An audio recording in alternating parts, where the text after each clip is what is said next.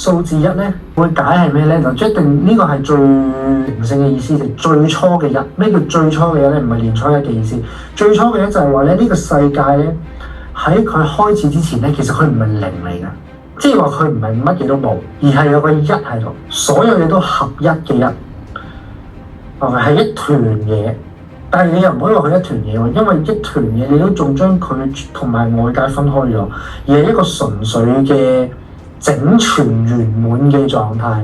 簡單啲嚟講就係喺宇宙，即係好多人成日問㗎嘛，呢個宇宙開始或者喺呢個宇宙出現之前，究竟個世界係點嘅咧？宇宙出現之前咧，好多人都會覺得係一片虛無，然之後就有一個宇宙大爆炸，一個基點，宇宙大爆炸就爆咗個宇宙出嚟。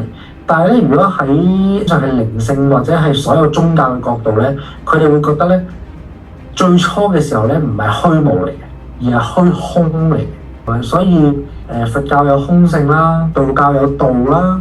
一開始咧唔係咩都冇，唔係虛無，而係虛空。咁呢個空咧就係咩意思咧？就係冇任何實物，冇任何嘢喺度。所有嘢都係合一嘅，所以呢個一講緊嘅係最初嗰個合一嘅狀態，所以 which 點解佢都係第一個數字？